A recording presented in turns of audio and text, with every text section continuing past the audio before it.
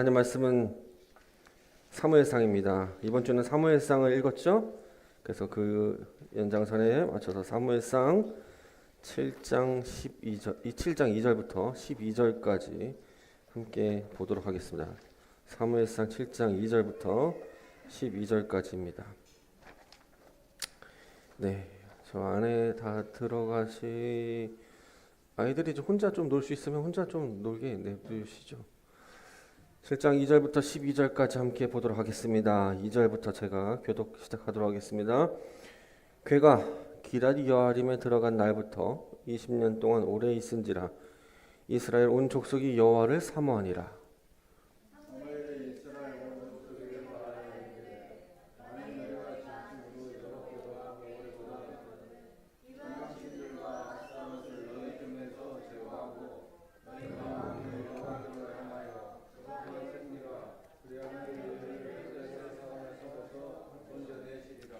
이에 이스라엘 자손이 바알들과 아스라롯을 제거하고 여호와만 섬기니라.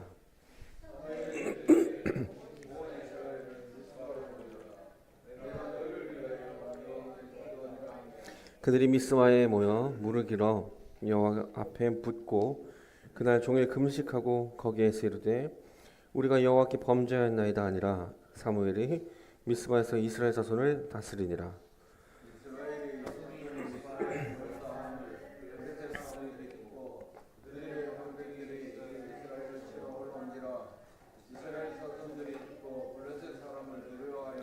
이스라엘 자손이 사무엘에게 이르되 당신은 우리를 위하여 우리 하나님 여호와께 쉬지 말고 부르짖어 우리를 블레셋 사람들의 손에서 구원하시게 하소서 하니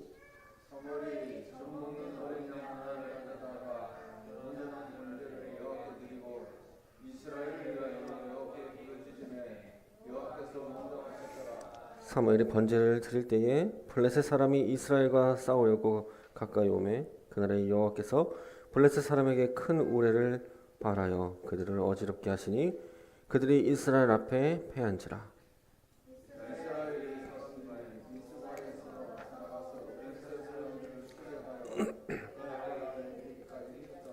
함께 읽겠습니다.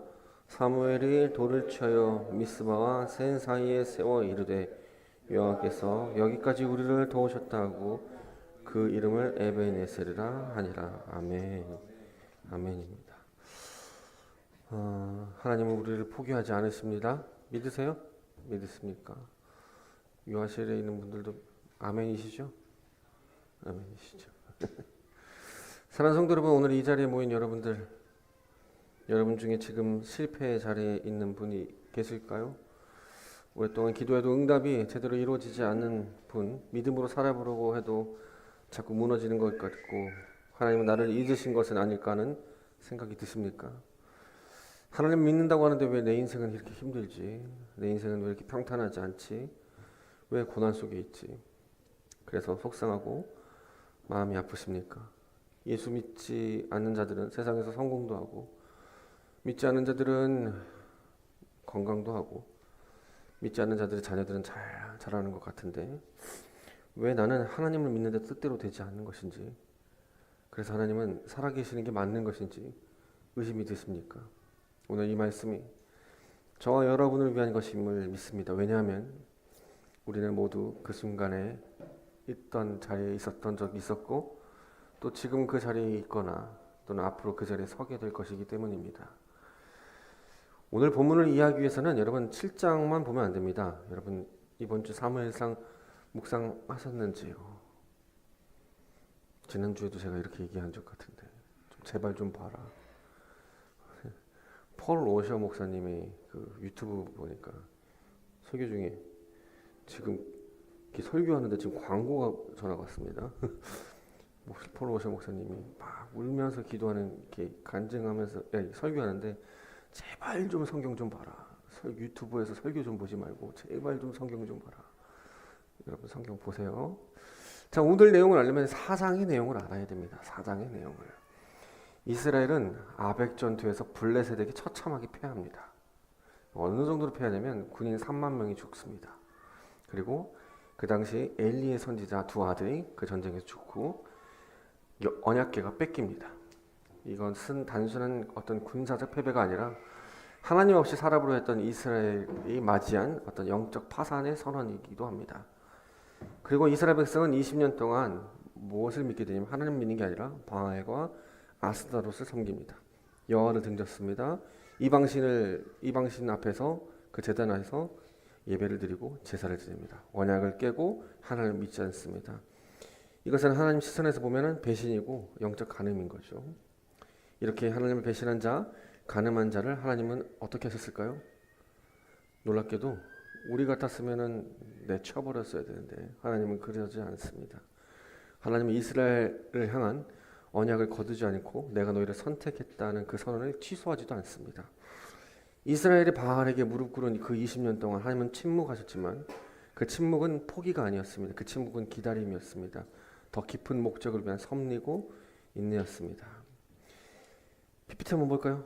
벨직 신앙고백서 16조에 이렇게 적혀 있습니다. 벨직 신앙고백서. 여러분 제가 교리 공부를 되게 중요하게 여기는 건 다 이미 고백했던 겁니다. 거기서 이렇게 고백합니다. 하나님은 긍휼의 아버지이시기에 그분이 선택하신 자들이 전적으로 타락하여 비참한 처지에 빠졌을지라도 그들을 버려두지 않으신다. 하나님은 그분의 자녀들을 그들 자신의 불순종의 결과 속에도 붙드시고 마침내 그들을 그분께로 인도하신다. 자, 그렇다면 왜 하나님은 그 20년 동안 침묵하셨을까? 하나님이 이스라엘을 포기하지 않으셨다면 왜 즉각 역사하지 않았을까? 아벡의 전투에서 패배했을 때 그 다음날 왜 하나님은 이스라엘을 돌이키게 하지 않으셨을까? 여기에는 하나님의 지혜가 있습니다. 여러분 하나님께서는 우리를 강압적으로 이스라엘로 끌고 가진 분이 아닙니다. 하나님의 소유된 백성이고 그렇다고 소유된 백성이라고 하나님은 마구잡이로 끌고 가는 분이 아닙니다. 하나님은 이스라엘이 스스로 경험하도록 만듭니다. 바알이 아무것도 줄 수 없다는 것을, 세상이 줄 수 있다고 약속하는 것들이 결국 허무하다는 것을, 하나님밖에는 진정한 생명이 없다는 것을, 이것을 스스로 경험하게 하기 위해 하나님의 지혜인 것입니다. 문 좀 닫아주세요. 20년의 시간은 이스라엘 백성이 경험하는 시간이었습니다. 하나님이 방관하시는 것이 아니라 하나님은 경험하게 하신 것입니다. 누가복음 15장에 보면 예수님께서 말씀하신 돌아온 탕자의 비유가 있습니다. 돌탕 비유가 있죠. 아버지는 아들이 유산을 요구할 때 막지 않습니다. 아들이 먼 나라로 떠날 때 붙들지 않았습니다. 그리고 아들이 돼지우리에서 허기를 채우는 그 자리까지 가도록 냅두십니다. 우리라면 아들이 그렇게 될 것을 뻔히 알면 유산을 주지 않았을 텐데 아버지는 그 유산을 주고 그 아들이 뻔히 방탕하여 돼지우리에 갈 것을 아시는데도 줍니다. 그런데 왜 아버지는 허락하셨을까요?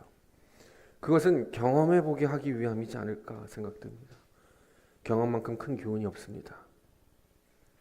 강압이 아니라 경험하게 하기 위함이었을 것 같습니다. 돼지우리의 냄새를 맡아본 사람만이 아버지의 집을 그리워합니다.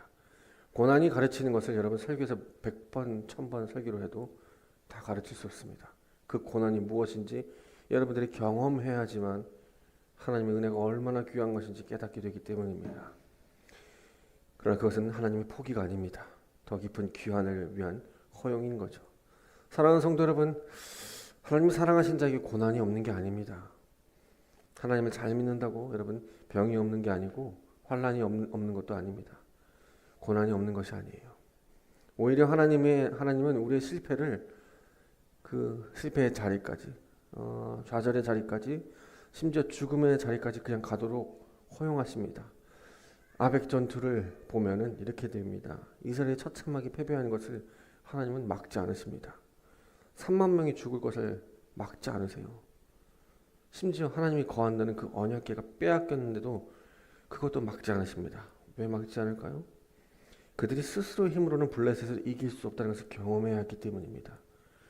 언약궤를 자신의 목적을 위한 도구로 사용할 수 없다는 것을, 하나님들을 자기들이 편할 때, 자기들이 유익할 때, 자기들의 소망과 희망이 있을 때만 끌어다 쓰는 그런 것이 아니라 그런 것을 뼈저리게 경험하게 하기 위해서, 옛말에 이런 말 있죠. 똥인지 된장인지 찍어 먹어봐야 안다라고. 경험해야 깨닫게 됩니다. 아파봐야 건강이 중요한 걸 알게 됩니다.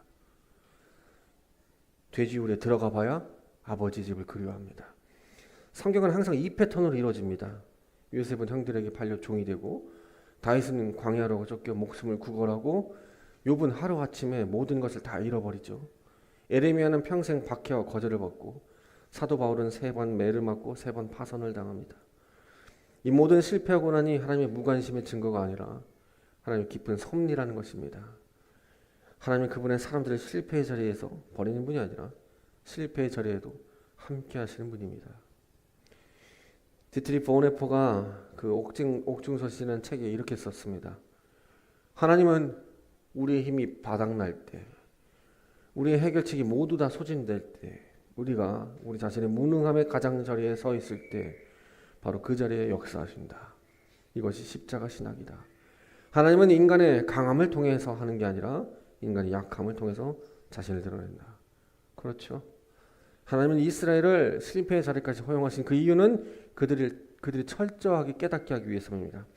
그들이 우리에게 하나님밖에 없다. 세상도 바알도 우리 자신의 능력도 아무것도 우리를 구원할 수 없다. 오직 우리 여호와 하나님만이 나를 구할 수 있고 도움이시다라는 것을 진실하게 깨닫게 하기 위함입니다. 머리로만 아는 것이 아니라 존재의 밑바닥에서부터 경험하게 하기 위해서죠. 돼지 우리에서 굶주려 본 탕자처럼, 광야에서 모든 것이 바닥난 이스라엘처럼 자신의 잘남으로 살아가는 게 아니라 하나님밖에 없다는 것을 진정으로 뼈저리게 경험하기 위해서. 그렇죠? 하나님의 허용하심은 방관이 아닙니다. 그것은 우리에게 하나님밖에 없음을 스스로 깨닫게 하기 위한 깊은 사랑의 방법입니다. 우리 사무엘상 7장 2절 한번 봅시다. 이 경험의 결과를 이렇게 증언합니다. 자, 이렇게 증언하죠. 함께 읽어볼까요? 이스라엘은 온 족속이 여호와를 사모하냐. 사모하다라는 게죠. 이건 깊은 갈망이라는 뜻입니다. 존재적 그리움을 말해요. 20년의 실패가 이스라엘 안에서 이 갈망을 만들어냈습니다. 어떤 갈망이요? 바알을 섬겼는데 아무것도 나에게 줄 수 없다는 것을 충분히 경험하는 겁니다. 이스라엘 심령 속에서 하나님을 향한 갈망이 터져난 겁니다. 20년 동안 바알과 아스타롯을 그렇게 섬겼는데 나에게 풍요가 일어나지 않는다는 것을 경험하게 하는 겁니다. 여러분, 빛이 가장 눈부신 것은 어둠 속에 있어서죠. 아까 얘기했죠? 건강이 가장 소중한 것은 아픔을 경험한 후에입니다. 하나님이 가장 절실한 것은 하나님이 없이는 아무리 채워도 공허하다는 것을 경험한 후에입니다. 그때서야 하나님을 찾습니다. 하나님 없이는 아무것도 안 되는 것을 처절하게 경험한 후입니다. 이스라엘 백성이 20년의 경험은 이스라엘에게 있어서 하나님이 자신에게 절대적으로 필요한 것을 깨달은 것입니다. 그리고 그 깨달음은 어떤 설교보다, 어떤 신학 교육보다 더 깊이 그들의 심령에 새겨집니다. 자, 여기서 매우 중요한 질문이 하나 있습니다. 20년 동안 하나님을 등진 이스라엘이 어떻게 갑자기 여호와를 사모하게 되었을까? 어떻게 갑자기 여호와를 사모하게 되었을까? 그렇게 20년 동안 바알과 아스타롯을 섬겼는데 어떻게 갑자기 각성했을까? 그들이 각성했을 것 같아요. 그들 스스로? 아닙니다. 아무리 밑바닥까지 인간은 가더라도 인간은 존재 자체가 하나님께 돌아올 재간이 없습니다. 가끔 이런 기도를 합니다. 성도님들 들으면 상처받을까 봐. 어떤 기도냐면, 여러분들이 하나님을 직접 하나님밖에 없습니다라고 느끼려면, 경험하려면 고난이 있어야 됩니다. 고난이 때로는 유익입니다. 고통이. 그 재간이 없어요. 혼자 스스로 갑자기 하나님을 사모할 재간이 없습니다. 밑바닥까지 가더라도 하나님께 돌아올 힘이 없어요. 근데 이렇게 하나님을 사모하게 된 것은 이들 스스로 한 게 아니라 누구의 역사일까요? 하나님의 역사입니다. 하나님이 먼저 일하신 거죠. 그리고 그들에게 하나님밖에 없다는 것을, 오직 여호와 하나님만이 우리를 구원하는 것을 깨닫도록 하신 것은 그들 자신 스스로가 아니라 하나님이 그들의 심령 안에 사모함의 씨앗을 심어줬기 때문이죠. 이게 선행하는 은혜입니다. 저도 건강이 좋지 않습니다. 많은 사람들이 이런 고난과 고통이 있을 때 불평과 원망과 신세한탄합니다. 왜 신은 나를 이렇게 아프게 하지? 원망과 저주만 합니다. 물론 저도 불평, 불만, 원망했습니다. 그러나 그것을 한들 끝이 보이지 않습니다.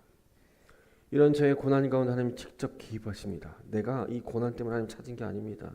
저는 어려서부터 아팠는데 그때 하나님 찾지 않았습니다.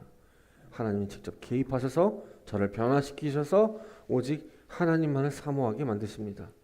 제 힘으로 하나님을 찾았다고? 아닙니다. 하나님이 하신 것이죠. 하나님이 저에게 하나님만을 볼 수 있도록 인도하셨고 허락하셨고 깨닫게 하신 것이죠. 사도행전 5장 31절을 보면 이렇게 쓰여 있습니다. 한번 봅시다.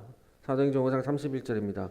그를 오른손으로 높이사 임금과 구주로 삼으시고 이스라엘에게 회개함과 죄사함을 주시려 하셨느니라. 보세요. 회개함을 주시려고. 누가요? 하나님이 성령이 회개함을 주시려고. 회개는 인간이 만들어낸 게 아닙니다. 기억하십시오. 회개는 인간이 만들어낸 게 아닙니다. 하나님이 주시는 선물입니다. 하나님이 먼저 움직이셨기 때문에 이스라엘이 돌아올 수 있습니다. 하나님이 먼저 이스라엘 마음에 사모함을 일으켰기 때문에 그들이 온 마음으로 하나님께 돌아올 수 있었던 것이죠. 사무엘이 이스라엘 백성에게 선포합니다. 너희가 온 마음으로 여호와께 돌아오려거든. 이 온 마음이 뭘까요? 이 온 마음은 신명기 6장 5절의 쉐마입니다. 쉐마가 뭘까요? 신명기 6장 5절 너는 이 마음을 다하고 뜻을 다하고 힘을 다하여 내 하나님 여호와를 사랑하라. 지성으로만 하나님을 인정하는 게 아닙니다. 지식적으로 하나님을 많이 아는 것이 하나님을 믿는 게 아닙니다. 물론 배워야 합니다. 물론 공부해야 돼요. 알아야 합니다. 아는 만큼 힘이 있다는 건 사실입니다. 그렇다고 아는 것만이 믿는 게 아닙니다. 감정적으로 하나님만을 느끼는 것이 아닙니다. 찬양을 들으면 눈물이 나와서 한번 실컷 울었더니 후련한 마음이 들어서 하나님 믿는 게 아닙니다. 감동적인 설교를 들으면서 믿는 게 아닙니다. 물론 감정적인 것을 배제하는 말이 아닙니다. 감정적인 것이 믿음이라고 착각하면 안 된다는 것입니다. 의지적인 것이 믿음이 아닐 수 있습니다. 결단만 실컷 하고 고백만 실컷 한다고 믿음이 아닐 수 있습니다. 그러나 결단해야 되겠죠. 고백해야 되겠죠. 그렇더라도 그 고백의 진정성, 그 결단의 진정성, 내 지식의 진정성, 내 의지와 내 감정의 진정성은 무엇일까요? 행함입니다. 뭐라고요? 행입니다. 즉 하나님을 사랑하는 것은 존재 자체가 지성과 감성과 의지가 내 모든 존재 자체가 인격 전체가 하나님을 향해 방향을 돌이키는 겁니다. 완전히 돌아서는 겁니다. 그리고 이 방향 전환은 즉각적인 삶을 변화시킵니다. 완전히 방향을 변화되면 옛날처럼 살던 구습이 있지만 그래도 방향을 전환한 사람들은 그 삶의 결과물들이 열매들이 맺게 됩니다. 진정한 회개는 반드시 삶 속에서 가시적인 변화를 일으킵니다. 이스라엘 백성은 그들이 믿었던 바알과 아스다로 신상을 버립니다. 이제 그들에게 예배하지도 않습니다. 그렇습니다. 바알을 내려놓지 않으면 하나님께 돌아왔다고 말할 수 없습니다. 내 모든 세상적 욕망을 내려놓지 않는다면 하나님께 온전히 돌아왔다고 할 수 없겠죠. 이제 이 설교의 가장 좀 깊은 자리로 한번 들어가 봅시다. 에벤에셀이란 말 잘 아시죠? 에벤에셀. 이 에벤에셀이 사무엘상에 몇 번 나오냐면 2번 나옵니다. 4장 1절에도 에벤에셀이 나오고 오늘 읽은 본문 7장 12절에도 등장합니다. 이 두 번의 등장은 단순한 지명의 반복도 아닙니다. 저자 사무엘이 저는 의도적으로 배치한 것 같습니다. 사무엘상 4장 1절은 그 에벤에셀이 뭐예요? 어떤 자리였죠? 이스라엘 백성이 처참하게 실패한 자리입니다. 군사 300명이 죽고 언약궤가 탈취당하고 엘리의 아들이 다 죽는, 그래서 스스로 살아보려 한들 맺은 결말들이 뭐죠? 수치와 죽음과 패배밖에 없는 실패의 에벤에셀입니다. 7장 12절은 뭐죠? 사무엘이 돌을 세우며 선포하며 여호와께서 여기까지 우리를 도우신다. 에벤에셀. 에셀이 뭐죠? 도움의 하나님. 에셀. 에벤. 여기까지 도우셨다. 블레셋이 쳐들어오는데, 자, 사모함을 가지고 하나님께 돌아온 이스라엘 백성에게 평탄한 길만 열렸을까요? 아닙니다. 그렇게 돌아왔는데 블레셋이 쳐들어옵니다. 블레셋이 쳐들어왔어요. 어떻게 됐을까요? 전쟁이? 우레소리가 하늘에서 들려서 그들이 그 소리를 듣고 무서워 떨어 도망갑니다. 완전히 하나님이 일하신 거죠. 영광이죠. 생명이죠. 승리죠. 무엇이 바뀌었죠? 장소가 바뀌었습니까? 이름이 바뀌었나요? 하나님 능력이 더 커졌나요? 아니에요. 이스라엘 백성의 방향만 바뀌었습니다. 방향이 바뀌었어요. 하나님을 향해 돌아섰습니다. 그들의 방향 전환, 그들이 온 마음으로 귀환한 것, 이 실패의 에베네셀이 승리의 에베네셀로 바뀐 겁니다. 그럼 에베네셀 뜻이 무엇일까요? 여기서 여기까지 우리를 도왔다는 겁니다. 이 선언을 한번 좀 깊이 들여다봅시다. 여기까지. 이 말은 단순한 지리적 표현이 아닙니다. 이스라엘 백성이 선언한 겁니다. 어떤 선언이죠? 나 여호와는 너희들이 아벡의 그 블레셋 군대와 전쟁에서 패배한 그 순간부터, 내가 거한다는 그 언약궤가 너에게 잃어버린 그 순간에서부터, 그 수치의 자리에서부터 나 여호와를 버리고 너희는 20년간 나를 떠나버렸던 그 방황 속에서도, 그리고 지금 여기까지 너희가 왔던 이 자리까지 난 너희를 버리지 않았다입니다. 보십시오. 사장의 패배에서도 하나님이 포함시킵니다. 20년의 방황도 하나님이 포함시킵니다. 여기까지라는 선언은 실패의 에베네셀로 들어가 있는 겁니다. 하나님은 그 모든 것, 실패도 방황도 수치도 이 모든 것을 통해 승리를 만들어내는 도구로 사용한다는 겁니다. 여러분, 이것이 에베네셀입니다. 실패가 아니라 하나님의 손 안에서 실패를 승리를 향한 여정일 뿐입니다. 하나님이 허용하시는 실패는 절망이 아니라 더 깊은 승리를 위한 준비입니다. 그렇다면 승리는 무엇일까요? 여러분, 예수 믿는 자들의 승리가 무엇일까요? 하나님께로 방향을 전환한 자들의 승리가 무엇일까요? 세상적으로 잘 되는 것일까요? 바알을 믿는 이방 민족보다 잘 되는 것일까요? 그것만이 승리일까요? 승리가 무엇일까 고민하다가 찬양 한 곡이 떠올랐습니다. 강명식 찬양사님의 승리라는 찬양이죠. 그 제목, 그 가사에 이런 말이 있습니다. 승리가 무엇인 줄 아는가? 승리가 무엇인 줄 아는가? 더 좋고 편한 것을, 그 가능성의 유혹을 저런히 잘라버리고 오직 주님만 따라 살아가는 것, 그것이 바로 승리라네. 승리가 무엇인 줄 아는가? 승리가 무엇인 줄 아는가? 하고 싶은 말, 그 많고 많은 말 힘겹게 억누르고 오직 주께서만 말씀하게 하는 게 승리랍니다. 결과가 어떠해도 주님만 빛나고 주님 평안 내 안에 있으면 그게 바로 승리랍니다. 이 자리에 가는데 치열한 자기와의 싸움을 잠재우고 오직 주님께로만 따라가는 것, 주님께서만 말씀하게 하는 것, 주님만 내 안에 살시게 하는 게 이게 승리랍니다. 승리는 하나님만 빛나시는 겁니다.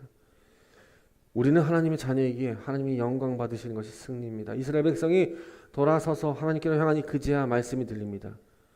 그제야 샬롬이 무엇인지 깨닫게 됩니다. 그제야 자신 안에 하나님의 말씀이 임재하는 걸 깨닫게 됩니다. 그제야 하나님이 우리와 함께하는 것을 깨닫는 것이죠. 제가 설교를 준비하면서 사무엘상 4장과 7장을 보면서 하나가 생각나더라고요. 무엇이 생각날까? 여러분, 설교 잘 들으시면 무엇이 생각이 나는데요. 무엇이 생각나십니까? 십자가입니다. 십자가가 생각나지 않나요? 십자가는 인류 역사에서 가장 처참한 실패의 자리였습니다. 그 위에서 하나님 아들이 죽으셨습니다. 창조주가 피조물에게 처형을 당했습니다. 제자들은 도망쳤습니다. 무덤은 닫혔습니다. 세상은 선언합니다. 끝났다고, 망했다고, 실패했다고. 십자가는 인간의 눈으로 볼 때 가장 완전한 패배의 자리입니다. 사장의 에베네셀보다 더 처참한, 더 절망적인 실패의 자리였습니다. 그러나 그 하나님은 그 십자가를, 그 처참한 실패의 자리를 가장 위대한 승리의 자리로 바꾸십니다. 십자가에 죽으시고 사흘 후 무덤이 비었습니다. 예수님은 부활하셨습니다. 죽음에서 부활로 바뀌었습니다. 한번 보십시오. 4장에 나왔던 에베네셀의 이 패배가 7장에서는 에베네셀이 승리합니다. 십자가의 그 죽음이 부활과 생명으로 완전하게 성취됩니다. 이것이 하나님이 일하시는 방식입니다. 이것이 하나님이 일하시는 고집인 거죠. 사랑하는 성도 여러분, 하나님은 이스라엘 백성을 인도하시는 것처럼 동일하게 우리를 어디로 인도할까요? 십자가로 인도하십니다. 실패의 자리까지 가게 냅두십니다. 죽음의 자리까지 가도록 납두십니다. 하나님 없이 한번 살아봐라 라고 냅두십니다. 처절하게 믿을 것이 없다는 것을 깨닫는 자리까지 가게 내두십니다. 자신도 세상도 그 무엇도 버리게 만드시는 그 순간까지 가도록 냅둡니다. 내비둔다고요. 왜 그렇게 인도하십니까? 그래야 부활을 소망합니다. 생명이 있기 때문에, 자유가 있기 때문에, 승리가 있기 때문에 그 처참한 자리에 가봐야만 깨닫게 되는 겁니다. 그런데 그 부활은 십자가 없이 이룰 수 없죠. 그 생명은 죽음 없이 없습니다. 하나님의 방식은 언제나 동일합니다. 십자가를 통과한 그 부활, 죽음을 통과한 생명, 실패를 통과한 승리는 오직 십자가에 있는 겁니다. 요한복음 12장 24절 이렇게 말합니다. 내가 진실로 진실로 너에게 이르노니 한 알의 밀이 땅에 떨어져 죽지 아니하면 한 알 그대로 있고 죽으면 많은 열매를 맺느니라. 밀알이 땅에 떨어져 죽는 것이 실패처럼 보이지만 그 밀알이 씨앗이 심겨져 흙 속에서 자라나서 생명을 꽃피우는 것처럼 하나님은 우리를 그 자리로 이끄십니다. 죽으면 많은 열매를 맺습니다. 죽으면 하나님께로 갈 수밖에 없습니다.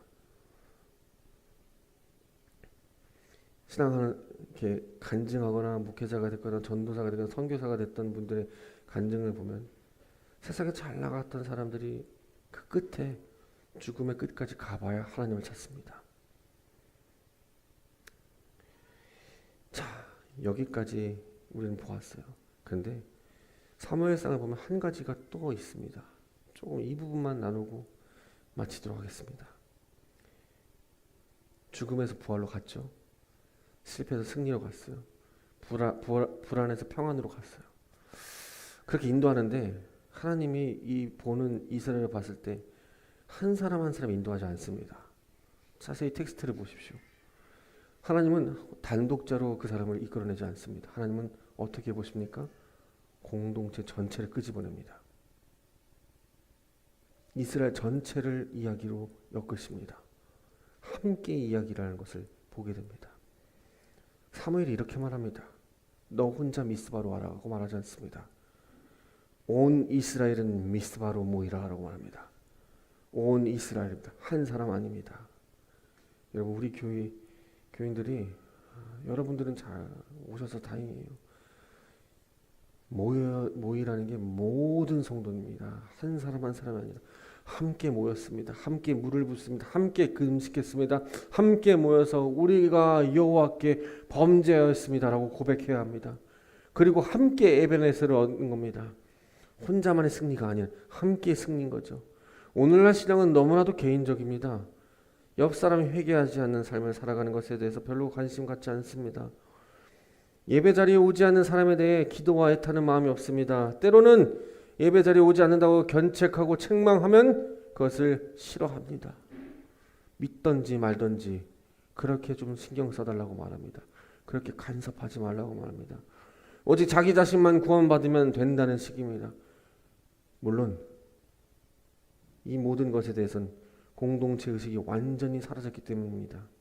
함께 예배하고 함께 모이고 함께 먹고 하는 것이 없습니다. 자기 기분 내킬 때마다 합니다.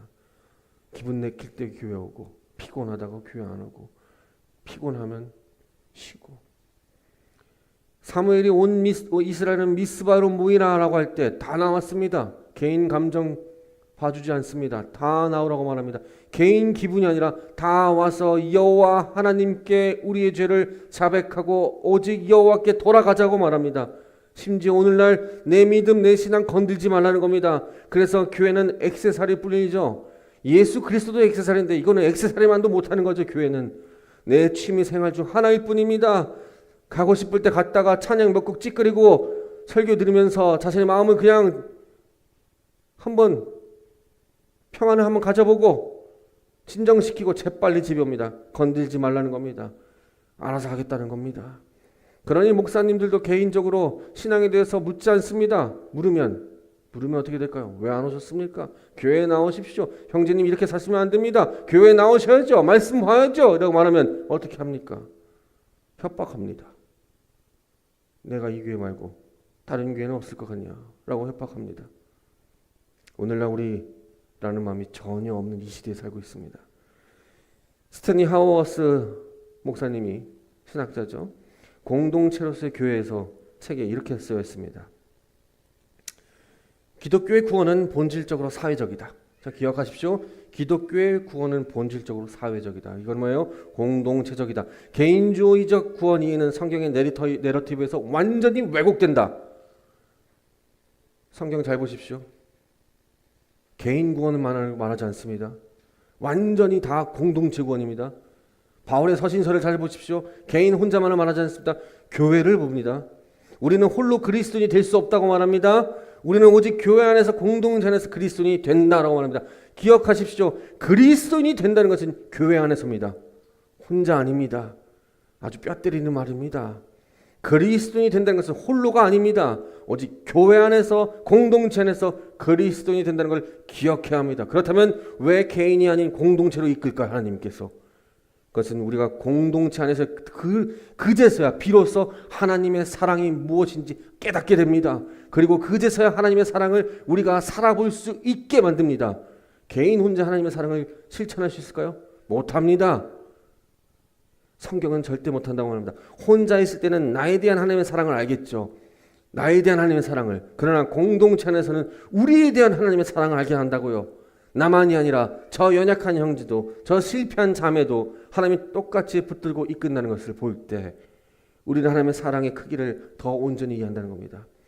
미스바에서 이스라엘이 함께 모여 고백하고 함께 구원을 받은 그 경험은 혼자만의 경험이 아닌 것입니다. 하나님이 나만을 사랑하는 것이 아니라 우리를 사랑한다는 것. 그래서 우리라는 것을 깨닫기 위해서는 모여야 됩니다. 하나님 내 이야기만 쓰고 계신 게 아닙니다. 여러분의 이야기만 쓰고 계신 게 아닙니다. 우리 이야기를 쓰고 있습니다. 성경은 우리 이야기를 만들고 있습니다. 그것이 공동체를 깨달을 수 있는 하나님의 사랑입니다. 여러분 잘 보십시오. 한국에 1907년 평양 대부흥이 있을 때 혼자만 했을까요? 아닙니다. 장대현 교회 그 교회가 일어났습니다. 한 사람이 죄를 고백하니까 다 죄를 고백합니다. 다 자복합니다. 혼자였다면 용기가 나지 않았을 거예요. 그러나 다 하니까 힘이 생기는 겁니다.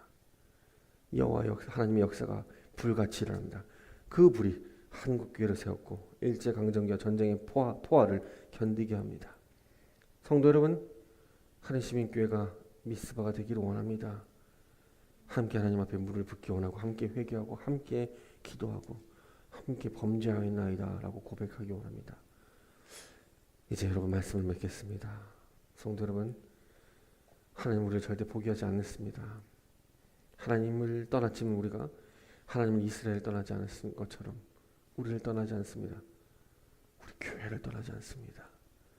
하나님밖에 아무것도 없다는 것을 우리를 뼈저리게 깨닫도록 우리를 인도하십니다. 그러면서 하나님은 우리에게도 에벤 에셀이라는 것을 보여주십니다. 여기까지 하는 게 우리를 도우신다는 것을. 이 에벤 에셀의 이야기는 우리 모두가 십자가 부활해서 그 완성을 보게 됩니다. 십자가는 죽음이었죠. 이 공동체도 죽음을 경험하고 실패를 경험하고 끝을 경험하고 그래서 부활을 만들고 승리를 만드는 겁니다. 우리를 절대 포기하지 않는 것을 기억하십시오. 하나님의 고집은 우리를 막을 수 없습니다. 여러분, 하나님의 고집이 있다는 거 아세요? 한번 찍으면 절대 놓지 않습니다. 그 하나님의 그 진심과 열심을 깨달으면서 이 교회가 여러분 각자가 여기까지 하나님 우리를 도우시는구나. 여기까지 하나님이 우리를 인도하시는구나 라는 것을 기억하면서 이 세상에서 담대하게 사시기 원합니다. 그 에베네셀 하나님이 우리와 함께 하십니다. 우리와 함께 하십니다. 나만 있고 여러분 없는 게 아니라 우리와 함께 하십니다. 그 하나님을 믿으십시오. 하나님이 여기까지 도우신 것처럼 주님 부르신 그날까지 우리를 도우실 것을 믿으시는 귀한 하나님 나라의 백성 되기를 주님의 이름으로 축복합니다. 우리 함께 일어나서 우리 함께 찬송 부를까요?